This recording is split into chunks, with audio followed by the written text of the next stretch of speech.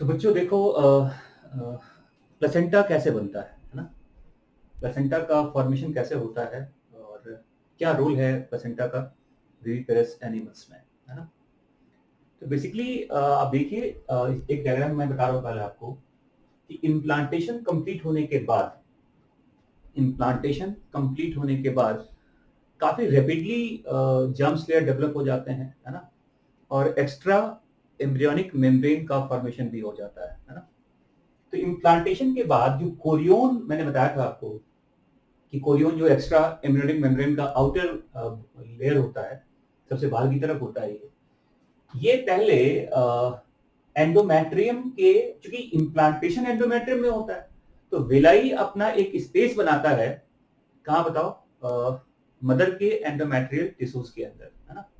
और ये देखिए, तो जो ट्रोफोब्लास्ट के जो सेल्स होते हैं, आपको मैंने बताया था पहले भी कि ट्रोफोब्लास्ट बाहर की तरफ एक लेयर बनाता है जिसे कहते हैं सिनसाइटोट्रोफोब्लास्ट। जैसे अगर मैं बताऊं आपको, ये स्ट्रक्चर देखिए यहाँ पर, ये देखो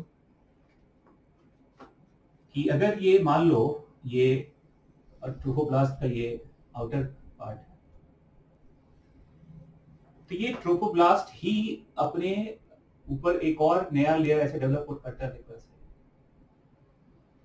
और मैंने कहा था इसे कहते हैं सिनसाइटोट्रोफोब्लास्ट।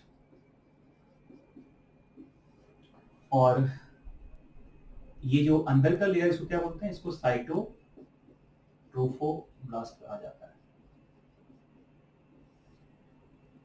ठीक है ना? और इम्प्लांटेशन के बाद ये याद रखिएगा कि इम्प्लांटेशन के बाद जो एंडोमेट्रियम के टिश्यूज होते हैं वो न्यूट्रिशनल रिच हो जाता है, ग्लाइकोजन रिच, वो पूरा सेल्स डेवलप हो जाते हैं उसके। तो इम्प्लांटेशन के बाद जो ग्लाइकोजन रिच एंडोमेट्रियल टिश्यूज बना उसे कहते हैं डेसिडुआ। देखिए टर्म यूज याद रखिए, डेसिडुआ कहते हैं, क्या बोलते हैं इसको? डेसिडुआ। और ये जो ट्रोफोब्लास्ट का जो पार्ट है, सिनसाइटोट्रोफोब्लास्ट, ये पहले विलाई के फॉर्मेशन में इन्वॉल्व होता है। सिनसाइटोट्रोफोब्लास्ट ही आप कह सकते हैं जो कोरियोनिक विलाई बनता है उसमें ये सिनसाइटोट्रोफोब्लास्ट काफी ज्यादा एंडोमेट्रियम के टिश्यूज को इरोड करता है और वो एक विलाई की तरह फॉर्मेशन डेवलप करेगा। तो जो कोरियोनिक विलाई पहले बना वो देखिए वो चारों तरफ होता है, ये विलाई देखिए हर तरफ होता है, पहले इनिशियली हर तरफ होता है ये, लेकिन बाद में इस कोरियोनिक विलाई का एक डेफिनिट पार्ट ही एंडोमेट्रियम के टिश्यूज को इरोड करेगा बहुत ज्यादा। और जिस तरफ ये इरोड करता है एंडोमेट्रियम के टिश्यूज को और वो ज्यादा विलाई का उधर फॉर्मेशन करेगा, उस विलाई का नाम क्या दिया देखो, इसे कहते हैं कोरियोन फ्रोंडोसम कहा जाता है इसको। और ये जो कोरियोन फ्रोंडोसम है ये डेसिडुआ के जिस पार्ट से मिक्स कर जाता है या डेसिडुआ के जिस पार्ट में बहुत ज्यादा इनर्वेट कर जाएगा ये, उस पार्ट का नाम डेसिडुआ बेसिलिस कहते हैं। और ये जो पार्ट है देखो, एक्चुअली देखा जाए तो ये जो पूरा स्ट्रक्चर है, देखिए यहां से यहां तक, ये पूरा पार्ट आप जो देख पा रहे हैं, यही स्ट्रक्चर बाद में क्या बनता है बताओ? प्लेसेंटा का फॉर्मेशन करता है। तो कहने का मतलब ये है कि एंडोमेट्रियम का वो पार्ट जो प्लेसेंटा के फॉर्मेशन में इन्वॉल्व होगा, उस एंडोमेट्रियम के पार्ट को डेसिडुआ बेसिलिस कहा जाता है, ठीक है ना? तो देखो, अगर ये यूट्राइन कैविटी आप देख पा रहे हैं यहाँ पर, तो यूट्राइन कैविटी और ये जो ग्रोइंग एम्ब्रियो देख रहे हैं यहाँ पर आप, उसके बीच का जो एंडोमेट्रियम होता है, यूट्राइन कैविटी एंड एम्ब्रियो के बीच का जो एंडोमेट्रियम का पार्ट है उसे कहते हैं डेसिडुआ कैप्सुलरिस कहा जाता है इसको।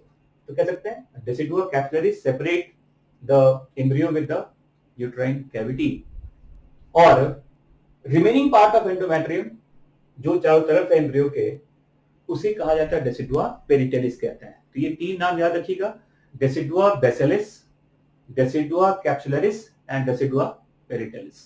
And what is decidua? It is the nutrition rich endometrial tissues that is formed after implantation।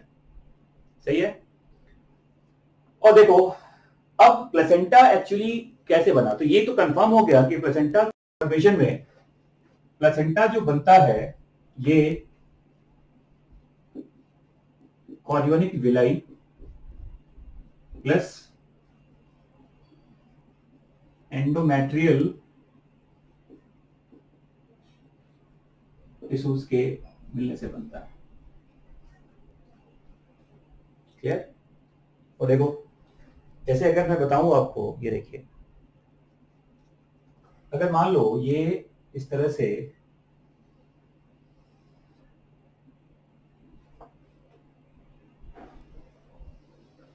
ये कोरियन का मैंने बनाया, ये विलाई बनाया, देखिए, और जैसे जैसे वो एंडोमेट्रियम की तरफ वो मूव करेगा, एंडोमेट्रियम के जो ब्लड वेसल्स होते हैं वो भी रप्चर करता है, कैपिलरी वगैरह। एक्चुअली वो एक ब्लड फिल्ड कैविटी बनता है, देखिए, विलस कहा जाता है इसको। तो सपोज करो ये बाहर, ये सब क्या है, ये मान लो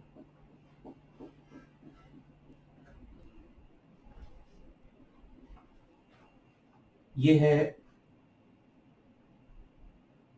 मान लो एंडोमेट्रियल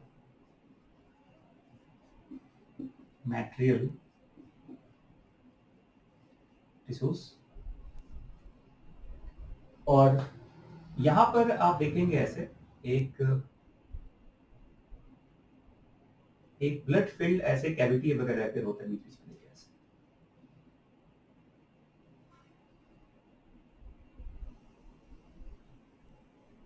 इसको कहते हैं लैकुने। और इस लैकुने में जो एंडोमेट्रियम के कैपिलरी के टूटने के बाद जो ब्लड वगैरह होता है, ये इसमें एक्यूमुलेट कर जाता है। देखो, तो ये क्या है, ये है मैटरनल ब्लड। ये क्या बताओ, इसको मैटरनल ब्लड कहा जाता है। तो मैटरनल ब्लड जो एंडोमेट्रियम में अवेलेबल था, वो एक एक एक कैविटी के अंदर वो चीजें स्कैटर्ड फॉर्म में होता है, लैकुने में ये ब्लड बंद रहता है। और इसी ब्लड का अब जो पार्ट है वो समहाउ डिफ्यूज करके फिटस के बॉडी में आएगा, लेकिन उसके पहले जो प्लेसेंटल फॉर्मेशन है, अगर मैं यहाँ बताऊं, देख सपोज ये विलाई मैंने बनाया, ये एंडोमेट्रियम का पार्ट था, और यही सब मिलकर क्या बनता है, मतलब ये सब मिलकर ही प्लेसेंटा का फॉर्मेशन करता है। अगर मैं इसको एक और डायग्राम में बताऊं आपको, देखिए यहाँ पर मान लो, जैसे मान लो ये ऐसा स्ट्रक्चर बनाया हमने ऐसा,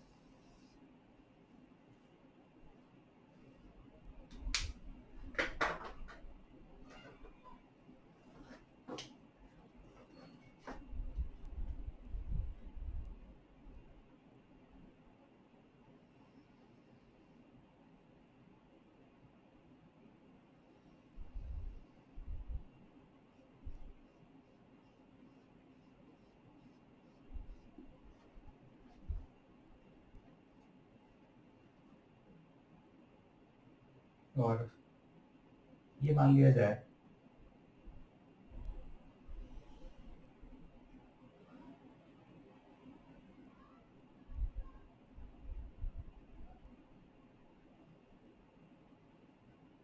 ग्रोइंग फिटस का ये स्ट्रक्चर है, और ये बाहर एमनियोटिक कैविटी से ये कवर्ड है पूरी तरह से, ये एमनियोटिक फ्लूइड है इसके, और ये मान लो इस तरह से एक कॉर्ड से कनेक्टेड है,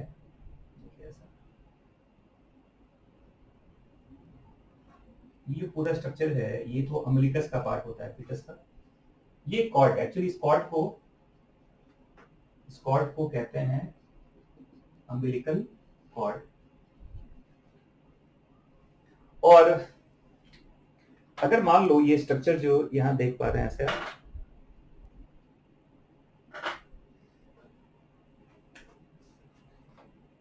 ये कंप्लीट एक फ्यूज्ड पार्ट है, देखो ऐसे कोरियन जो विलाई का पार्ट था वो मदर के एंडोमेट्रियम के साथ बिल्कुल वो फ्यूज हो चुका है। तो ये जो कंप्लीट पार्ट आप देख पा रहे हो, ये पूरा स्ट्रक्चर,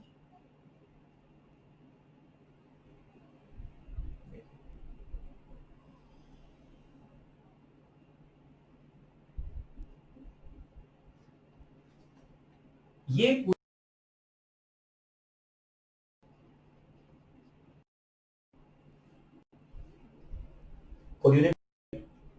मैटरनल एंडोमेट्रियम के टिश्यूज बिल्कुल फ्यूज कर जाते हैं और क्या बन जाता है, वो बन जाता है स्ट्रक्चर ऑफ प्लेसेंटा।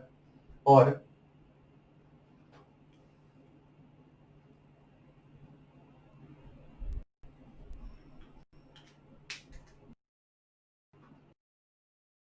ये है अम्बिलिकल कॉर्ड। कॉर्ड एक ऐसा स्ट्रक्चर होता है जो प्लेसेंटा को फिट है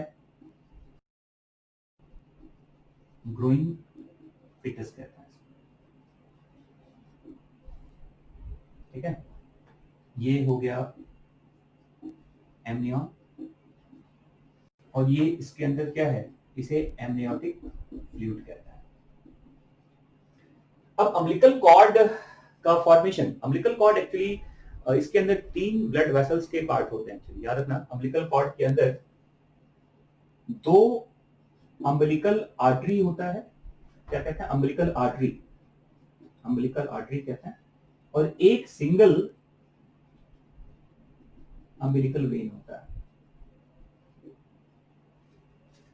और देखो ये जो प्लेसेंटा का जो पूरा स्ट्रक्चर है, प्लेसेंटा के बीच में जो लैक्यूने वगैरह डेवलप होता है, उसी लैक्यूने में क्या होता है बताओ, उसी में ब्लड फिल्ड एक स्ट्रक्चर होता है। वो ब्लड किसका है, मदर का होता है। तो प्लेसेंटा के दोनों तरफ अगर देखा जाए कि प्लेसेंटल बैरियर्स जो बनते हैं एक्चुअली, कि कौन कौन से लेयर को वो ब्लड क्रॉस करके वो फिटस के बॉडी की तरफ आता है, मतलब देखो ये है, मैं क्या बोलना चाह रहा हूं कि जो भी ब्लड अभी इस तरफ है, प्लेसेंटा एक बैरियर की तरह काम कर रहा है एक्चुअली। जो ब्लड इस तरफ आप देख पा रहे हो और जो ब्लड यहां देख पा रहे हैं आप अम्बिलिकल कॉर्ड के अंदर, अलग अलग ब्लड वेसल्स में, आर्टरी में और वेन्स में, देखिए। तो ये जो ब्लड आप यहां देख पा रहे हैं अम्बिलिकल कॉर्ड के अंदर, ये क्या है बताओ, ये 100% फीटल ब्लड है ये। और ये जो ब्लड आप प्लेसेंटा की दूसरी तरफ देख रहे हैं, ये मैटरनल ब्लड होता है। जैसे ये स्ट्रक्चर देखो, अगर मैं कहूं कि ये सब प्लेसेंटल बैरियर्स हैं, ये ब्लड है, इस ब्लड को अगर इधर की तरफ आना है तो ये इस बैरियर को क्रॉस करके आएगा ना, ये बैरियर है। और इस बैरियर में कौन कौन से लेयर, तो प्लेसेंटा एक फ्यूज्ड टिश्यूज का पार्ट है। ऐसा ये एक ऐसा ऑर्गन है जिसमें 2 अलग अलग ऑर्गेनिजम्स के टिश्यूज क्या होते हैं, इन्वॉल्व होते हैं। मदर का एंडोमेट्रियल का पार्ट और फिटस का कॉरियोनिक विलाई, है ना। और ये जो बैरियर है ये एक सिलेक्टिव बैरियर होता है बेसिकली, है ना। और ये बैरियर जो बच्चों के लिए या ग्रोइंग फिटस के लिए जो रिक्वायर्ड है उसे अलाउ करेगा बच्चे में आने के लिए, फिटस में आने के लिए। और जो फिटस के लिए रिक्वायर्ड नहीं होता उसे वो बाहर ही रोक देगा, उसको फिल्टर नहीं होने देगा ये। तो placenta act like a selective barrier जिसमें कई सारे लेयर्स होते हैं बेसिकली, समझ में आ रहा है। तो प्लेसेंटा एक बैरियर है, एक बाउंड्री है। इस बाउंड्री की दूसरी तरफ मैटरनल ब्लड है और एक तरफ फिटल ब्लड होता है। और अगर मैटरनल ब्लड के पार्ट को फिल्टर होकर बच्चे की तरफ जाना है, फिटस की तरफ जाना है, तो वो उस बैरियर को क्या करेगा, क्रॉस करके आएगा, है ना। यहां देखिए कि कौन कौन से बैरियर्स हैं इस प्लेसेंटा में जिसे प्लेसेंटल बैरियर कहा जाता है। ये अलग अलग एनिमल्स में डिफरेंट तरह का होता है। मैं एक जनरलाइज बात बता देता हूं आपको पहले कि बैरियर्स क्या क्या होते हैं, है ना। जैसे ये देखो,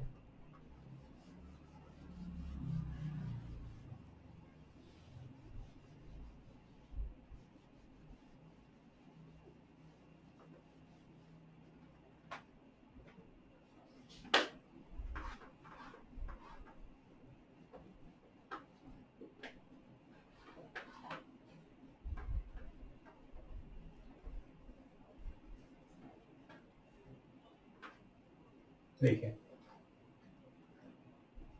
ये बैरियर्स यहाँ क्या क्या है, देखिए अब यहाँ पर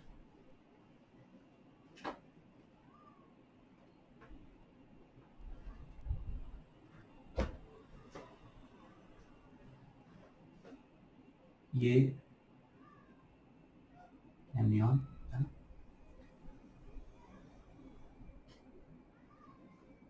तो मान लो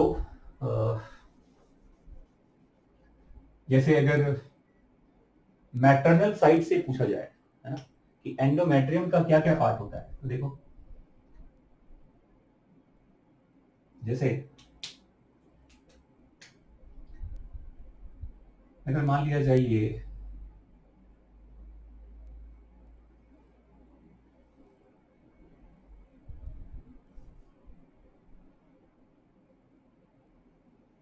ट्राइन एंडोथेलियम का पार्ट है, ऐसे मान लो, ऐसे देखो, जैसे मान लो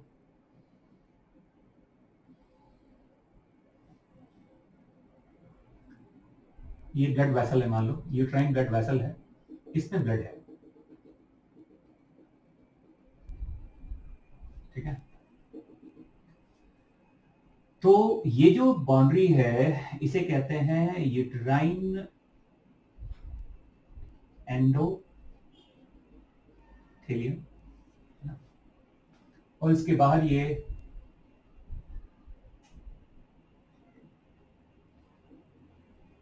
ये है मान लो यूट्राइन कनेक्टिव टिश्यू, और उसके बाहर ये मान लिया जाए ये है यूट्राइन एपिथेलियम। तीन हो गए देखो, फर्स्ट, सेकंड और थर्ड। और इसके अंदर ये क्या है बताओ, ये ब्लड फील्ड, ये ब्लड है इसके अंदर, मैटरनल ब्लड है ये, है ना। तो ये तो तीन बाउंड्री हो गए जो यूट्रस की तरफ से आता है। फिटस के पार्ट में क्या आएगा देखो, तो सबसे पहले आप देखिए बाहर की तरफ ये मान लो ये क्या है, सिम साइटोट्रोफोब्लास्ट, ये फिटस की तरफ से आ रहा है ना। उसके बाद ये साइटोट्रोफोब्लास्ट और connective tissues, other connective tissues कहते हैं देखो, ये हो गया मान लो cytotrophoblast and other remaining connective tissues. और उसके बाद जो देखिए ऐसा फिटस का जो अपना ब्लड वेसल होता है, ये फिटस का अपना ब्लड वेसल है, और ये क्या हो गया, इस लेयर का नाम क्या हो गया, इसे कहते हैं फिटल एंडोथेलियम, फिटल एंडोथेलियम कहते हैं। तो एक टिपिकल प्लेसेंटा जो होता है जिसमें मैक्सिमम कितने बैरियर्स हो गए बताओ, 3 हो गया मदर के साइड से और 3 हो गया फिटस के साइड से। जैसे देखो ये हो गया, दूसरा ये हो गया, और तीसरा ये हो गया, क्लियर। और ये याद रखिएगा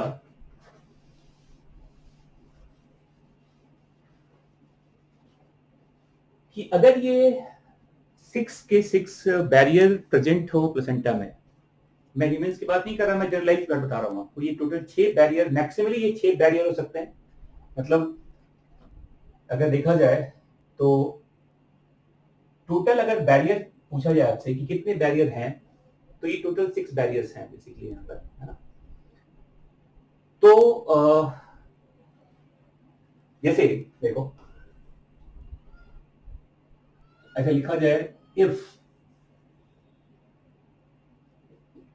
all the 6 barriers are present,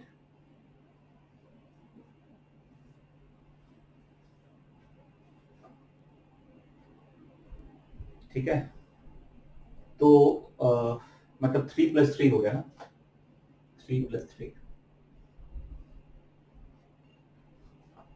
और अगर मैं इसको ऐसे इमेजिनेट कर दूं, अगर तो इस ब्लड को और इस ब्लड के बीच में टोटल 6 लेयर्स बैरियर आ जाएंगे ना, इस ब्लड और इस ब्लड के बीच में। अगर आप जैसे हॉर्स वगैरह में देखा जाता है ये, तो ऐसे प्लेसेंटा को जहां 6 के 6 बैरियर्स हो, 3 from mother side and 3 from fetus side, this kind of placenta is called, ऐसे प्लेसेंटा को इपीथेलोकोरियल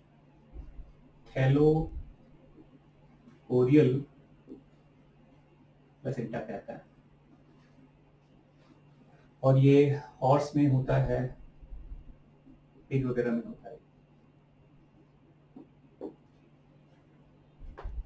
6 बैरियर्स, सबसे थिकेस्ट प्लेसेंटल बैरियर कहा जाता है इसको, क्योंकि 6 के 6 बैरियर्स हैं इसके अंदर। इसके बाद देखो, ये हो गया नंबर 1। नंबर 2 देखिए, अब अगर आप इस यूट्राइन एपिथेलिया को हटा दें यहां से, मतलब मदर की तरफ से अब 2 ही बैरियर है और फिटस की तरफ से 3 बैरियर होता है, तो ये हो गया 2 + 3। Without uterine epithelia, uterine epithelia का लेयर हट गया अगर, तो 5 ही बैरियर बचेगा ना, 3 + 2 होगा, 2 + 3 सॉरी। और इसे कहते हैं सिंडेस्मोकोरियल प्लेसेंटा कहता है।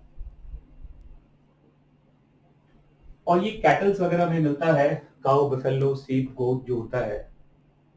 कैटल्स में जो प्लेसेंटा है उसे सिंडेस्मोकोरियल कहा जाता है। समझ में आ रहा है? काउ, बफेलो, गोट वगैरह में, ठीक है।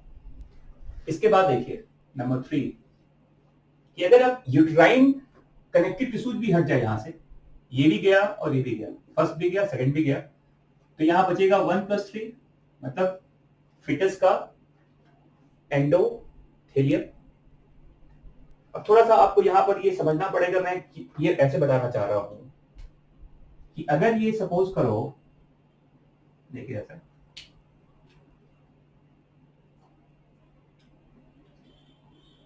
ये मान लो यूट्राइन एपिथेलिया का पार्ट है ऐसे, फिर यूट्राइन कनेक्टिव टिश्यूज का पार्ट है ऐसे, है ना। और उसके बाद ये देखिए ऐसे, ये विलस का पार्ट है ऐसे, और यहां ये ब्लड है एक्चुअली, चाहे आप ऐसे देखिए, ऐसे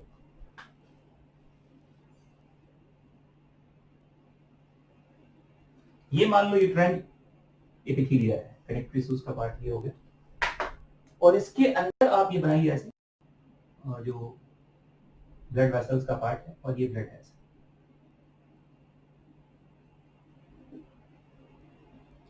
अब ये भी जा चुका है, ये भी जा चुका है, तो बचेगा क्या? Uterine endothelium. तो जब यूट्राइन एंडोथेलियम यहाँ पे आ गया, तो ये एक ही लेयर यहाँ बचेगा। 3 कहां से आ रहा है? फिटस के साइड से आ रहा है। को एंडोथेलोकोरियल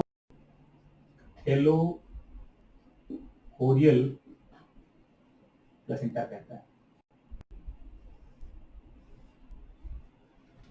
और ये प्लेसेंटा प्रेजेंट होता है कार्निवोर्स में। कार्निवोरा में जो प्लेसेंटा होता है उसको क्या कहते हैं? एंडोथेलोकोरियल प्लेसेंटा कहा जाता है। क्लियर? और अब अगर मान लो कि ये जो यूट्राइन एंडोथेलियम का पार्ट था, ये भी डिजेनरेट कर जाएगा, ये भी खत्म हो जाए, तो 4th टाइप जो होगा वो 0 + 3 हो जाएगा। यहां पर अब कोई भी लेयर मदर के साइड से नहीं है, और इस तरह के स्ट्रक्चर को क्या बोलते हैं? देखो, तो ऐसे स्ट्रक्चर का नाम क्या है बताओ? Now this kind of structure is called, देखिए इसे कहते हैं हीमोकोरियल प्लेसेंटा। और ये प्राइमेट्स में मिलता है, ह्यूमंस में मिलता है। हीमोकोरियल मतलब क्या हो गया? देखो, इसका मतलब ये हो गया कि अगर ये ब्लड है, ये ब्लड है अगर, तो इस ब्लड के दूसरी तरफ जो बैरियर्स हैं, ये सेम साइटोट्रोफोब्लास्ट है, साइटोट्रोफोब्लास्ट है, है ना। और उसके बाद क्या है बताओ, उसके बाद है फिटल एंडोथेलियम और उसका ये ब्लड है। तो ये जो 3 बैरियर्स आप देख रहे हैं ये किसका है, ये तो फिटस की तरफ से ही आता है, ये तो मैटरनल ब्लड है, ये है मैटरनल ब्लड,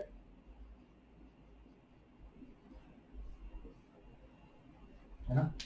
और यहीं से अगर मैं कहूं कि ऐसे ये कनेक्शन देखो, ऐसे अम्बिलिकल कॉर्ड का ये कनेक्शन है, इसके अंदर ब्लड वेसल्स हैं, तो इस ब्लड को अगर यहां तक आना है तो ये 3 बैरियर क्या करेगा, ये क्रॉस करेगा।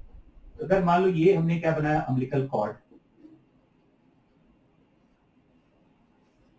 तो हीम वर्ड यूज किया हमने मैटरनल ब्लड के लिए, कोरियल मतलब ये फिटल बैरियर हो गया, 0+3 कहते हैं, हीमोकोरियल प्लेसेंटा कहा जाता है, प्राइमेट्स में मिलता है ये, ह्यूमंस में मिलता है ये। और एक और याद रखिएगा कि ये सबसे थिनेस्ट प्लेसेंटा है, कि अगर ये 2 लेयर भी खत्म हो जाए, मतलब 0 हो गया +1 हो गया, केवल ये लेयर बच गया, देखो फिटल एंडोथेलियम सबसे पतला ये प्लेसेंटल बैरियर है, 0+1, और ये जो कंडीशन होता है इसको कहते हैं, इसे कहते हैं हीमो एंडोथेलियल प्लेसेंटा कहते हैं इसको, क्या बोलते हैं इसको, this is called haemo endothelial placenta, इसे हीमो एंडोथेलियल प्लेसेंटा कहते हैं, जो रैबिट और गिनी पिग वगैरह में होता है, ठीक है। तो ये है डिफरेंट टाइप्स ऑफ प्लेसेंटा। अब मैं स्पेसिफिक ह्यूमन बीइंग्स की बात करूं तो देखो कई तरह का वर्ड यूज करते हैं, हीमोकोरियल प्लेसेंटा कहते हैं, कई बार बुक्स में, वैसे मैमेलियन प्लेसेंटा को एक और टर्म यूज देते हैं, देखो मैमल्स के प्लेसेंटा को एलेंटोकोरियोनिक प्लेसेंटा भी कहते हैं, क्योंकि एलेंटॉइड्स जो होता है ये कोरियोन को वेस्कुलराइज करने में हेल्प करता है ना। तो कोरियोन का जो ब्लड वेसल्स का सप्लाई है वो एलेंटॉइड्स के थ्रू ही होता है, और एलेंटॉइड्स जो है ये अम्बिलिकल कॉर्ड के ब्लड वेसल्स के फॉर्मेशन में इन्वॉल्व भी होता है। तो मैमेलियन प्लेसेंटा को एलेंटोकोरियोनिक प्लेसेंटा भी कहते हैं। बैरियर के हिसाब से देखा जाए तो ये हीमोकोरियल प्लेसेंटा भी है। और आप पढ़ेंगे क्योंकि ये at the time of parturition endometrium का पार्ट टूट कर ये बाहर भी आता है, बेसिकली उसके जो स्ट्रोमा वगैरह होते हैं, तो ये डेसिडुअस टाइप ऑफ प्लेसेंटा भी कहा जाता है। और जो विलाई का डिस्ट्रीब्यूशन है उसके बेसिस पे अगर ह्यूमन बीइंग्स की बात करें तो याद रखना एक टर्म यूज करते हैं मेटा डिस्क्वाइडल प्लेसेंटा कहा जाता है। तो ये जो टर्म यूज किया गया, ये यूज किया गया on the basis of distribution of villi. पहले ये विलाई चारों तरफ होता है, इसको डिफ्यूज टाइप भी कहते हैं, जो हॉर्स और पिग वगैरह में होता है डिफ्यूज टाइप कहते हैं उसको। लेकिन ह्यूमंस में कैसा होता है कि वो एक पर्टिकुलर पार्ट पे चला आता है, एक पर्टिकुलर पार्ट का ही विलाई एंडोमेट्रियम से मतलब मिक्सअप होता है, और इसे कहते हैं meta discoidal placenta, depending upon the distribution of chorionic villi. और चूंकि ये at the time of parturition, चूंकि विलाई बहुत ज्यादा एंडोमेट्रियम के साथ अटैच्ड होता है, तो एंडोमेट्रियम के टिश्यूज भी ब्रेक करते हैं eight the time of parturition, and उसके बेसिस पे इसे डेसिडुएट या डेसिडुअस प्लेसेंटा भी कहा जाता है। ये याद रखिएगा, ये है डिफरेंट तरह के प्लेसेंटा से क्या ओरिजिन के बेसिस पे अलग अलग तरह का जो नाम दिया गया, विलाई के बेसिस पे, बैरियर के बेसिस पे, ओरिजिन के बेसिस पे, है ना। अब देखो, तो ये जो प्लेसेंटा आप देख पा रहे हैं यहाँ पर, इस प्लेसेंटा का लेंथ, ह्यूमन बीइंग्स की बात करें अगर, तो इसका जो लेंथ है ये लगभग 15 से 20 सेंटीमीटर होता है, और इसका वेट लगभग 600 ग्राम का होता है, ठीक है। और प्लेसेंटा एक यूनिक ऑर्गन है जिसमें 2 अलग अलग ऑर्गेनिज्म के टिश्यूज क्या होते हैं, इन्वॉल्व होते हैं। ये यूनिक चीज है, याद रखिएगा इसको। प्लेसेंटा एक यूनिक ऑर्गन है जिसमें दो अलग अलग ऑर्गेनिजम्स के टिश्यूज क्या होते हैं बताओ, इन्वॉल्व होते हैं। अब क्वेश्चन यहाँ पर यह है कि प्लेसेंटा का रोल क्या है, ये क्या करता है। तो सबसे पहला point, placenta act like as a selective barrier. देखिए यहाँ देखो प्लेसेंटा का अब फंक्शन क्या है।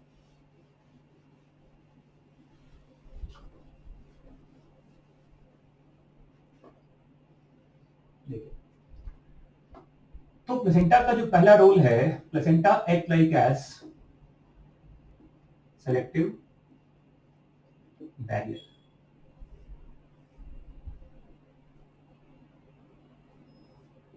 It prevent direct contact of maternal and fetal blood। तो जो एक डिफरेंशियल ब्लड प्रेशर होता है, मदर का जो ब्लड बॉडी का जो ब्लड प्रेशर है वो फिटस के की तरह तो होगा नहीं। फिटस का जो ब्लड वेसल्स काफी अभी सॉफ्ट होता है ना, तो वो ब्लड प्रेशर की जरूरत नहीं है फिटस में। तो एक डिफरेंशियल ब्लड प्रेशर है फिटस का और मदर का, उसे मेंटेन भी करता है कौन, प्लेसेंटा। इसके बाद देखिए कहते हैं थर्ड जो होता है, प्लेसेंटा इन्वॉल्व होता है एक्सचेंज ऑफ गैस, जो बच्चे को ऑक्सीजन मिल रहा है या फिर CO2 को बाहर निकालना है, तो एक्सचेंज ऑफ गैसेस, चाहे ऑक्सीजन की बात करें चाहे CO2 की बात करें, क्योंकि फिटस के अंदर जो भी ऑक्सीजन सप्लाई हो रहा है वो ऑक्सीजन प्लेसेंटा के बैरियर को क्रॉस करके ही फिटस के ब्लड की तरफ आएगी, है ना, एक्सचेंज ऑफ गैस। फिर देखो रिमूवल ऑफ एक्सक्रीटा, ये भी प्लेसेंटा के क्रॉस ही होता है। फिर देखो अगर थर्ड फोर्थ फिफ्थ की बात करें, अगर प्रोवाइड न्यूट्रिशन, जो मैटरनल ब्लड का न्यूट्रिशन होता है, जो मदर के ब्लड का न्यूट्रिशन होता है, जो उसके न्यूट्रिशनल मेटाबोलाइट्स होते हैं, वो प्लेसेंटा के बैरियर को क्रॉस करके ही फिटस की तरफ आता है। और इसलिए कहते हैं कि मदर अगर न्यूट्रिशियस फूड नहीं ले रही है eight the time of pregnancy, तो इससे बच्चे के या ग्रोइंग फिटस के हेल्थ पे उसका एक बैड इम्पैक्ट आ सकता है ना। तो मदर जो भी फूड इंटेक करेगी, जो मेटाबोलाइट्स, जो न्यूट्रिएंट उसके ब्लड में है, वही फिल्टर होकर प्लेसेंटा को क्रॉस करके फिटस के बॉडी में क्या होता है, वो एंटर करता है। क्लियर, ये भी याद रखिएगा, प्रोवाइड न्यूट्रिशन। इसके बाद देखिए number 6, placenta act like as endocrine organ, और यहां से कई तरह के हार्मोन सिक्रीट होते हैं। जैसे आपको पता है यहां से प्रोजेस्टेरॉन भी आता है, यहां से एस्ट्रोजन आता है, यहां से HPL आता है, ह्यूमन प्लेसेंटल लैक्टोजन कहते हैं। और इवन बुक में HCG भी लिखा जाता है, बट HCG बेसिकली ट्रोफोब्लास्ट वगैरह से आता है ना। और क्योंकि ट्रोफोब्लास्ट ही बाद में प्लेसेंटा फॉर्म करता है, तो बेसिक बुक NCERT वगैरह में लिखा हुआ है कि प्लेसेंटा आल्सो सिक्रीट HCG। इसके अलावा देखो एक नाम है HCS, ह्यूमन कॉरियोनिक सोमैटोमैमोट्रोफिन। तो ये सब डिफरेंट तरह के हार्मोन्स हैं जो प्रेगनेंसी को सस्टेन करने के लिए, प्रेगनेंसी को मेंटेन करने के लिए काफी क्या होता है, जरूरी होता है। क्लियर। और ये भी याद रखिएगा कि प्लेसेंटा का जो फंक्शनिंग है, ये आप मान के चलो कि 12 वीक खत्म होने के बाद या जो फर्स्ट ट्राइमेस्टर है, तो at the end of first trimester और the beginning of second trimester, तो मतलब फर्स्ट ट्राइमेस्टर के एंड पे और बिगिनिंग ऑफ सेकेंड ट्राइमेस्टर पे, तो कह सकते हैं जो 12th वीक का जो प्रेगनेंसी होता है ह्यूमन बींग्स में, एट दैट टाइम प्लेसेंटा ये फुल्ली फंक्शनल हो जाता है। और तभी मैंने कहा था कि अगर अब कॉर्पस ल्यूटियम हट भी जाए तो इससे कोई दिक्कत नहीं होती। फर्स्ट ट्राइमेस्टर में कॉर्पस ल्यूटियम के हटने से, क्योंकि प्रोजेस्टेरॉन जो होता है ये प्रेगनेंसी को मेंटेन करता है, याद रखिएगा मोस्ट इंपॉर्टेंट हार्मोन यहाँ प्रोजेस्टेरॉन ही तो है, और प्रोजेस्टेरॉन का जो सिक्रीशन है ये ज्यादा होना चाहिए। तो प्लेसेंटा के फंक्शनिंग के पहले ये रोल किसका था? कॉर्पस ल्यूटियम का। तो अगर पहले ट्राइमेस्टर में ओवरी को निकाल दिया गया या ल्यूटियम डिजनरेट कर गया पहले ही, तो एबॉर्शन के चांसेस बढ़ जाते हैं। लेकिन अगर फर्स्ट ट्राइमेस्टर के बाद ओवरी हट भी जाए, ल्यूटियम ना भी रहे, तो कोई दिक्कत नहीं है, क्योंकि प्लेसेंटा अब अपने फंक्शन में आ चुका है and placenta secrete bulk of progesterone that maintain pregnancy. We know that progesterone is called pregnancy maintaining hormone. Clear? तो प्लेसेंटा एक काफी इंपॉर्टेंट ऑर्गन है विविपेरस एनिमल्स में, और प्लेसेंटा टिल द पार्चुरेशन ये फिटस को हर तरह से सपोर्ट करता रहता है, चाहे वो प्रेगनेंसी को स्टेबलाइज करना हो, फिटस को न्यूट्रिशनल सप्लाई देना हो, या उसे ऑक्सीजन सप्लाई करना हो, उसके एक्सक्रीटा को बॉडी से बाहर रिमूव करना हो। तो ये जो सारा प्रोसेस है, that all process takes place through the placenta. और मैंने कहा कि अम्बिलिकल कॉर्ड, याद रखना, umbilical cord connect placenta to the growing fetus. Umbilicus जिसे कहते हैं नाभि जो होता है, और पार्चुरेशन के बाद उस पार्ट को, उस टक को कट कर दिया जाता है, पता है आपको। तो अम्बिलिकस का कनेक्शन अम्बिलिकल कॉर्ड से, umbilical cord connect umbilicus to the placenta, और इस अम्बिलिकल कॉर्ड में 2 अम्बिलिकल आर्टरी है और 1 अम्बिलिकल वेन होता है। अम्बिलिकल कॉर्ड के ब्लड वेसल्स में जो ब्लड फ्लो करेगा वो 100% फिटल ब्लड होता है, वो फिटस का ब्लड होता है। हाँ, यहां ये जानते हैं कि artery carry deoxygenated blood and umbilical vein carry oxygenated blood, and that's all about the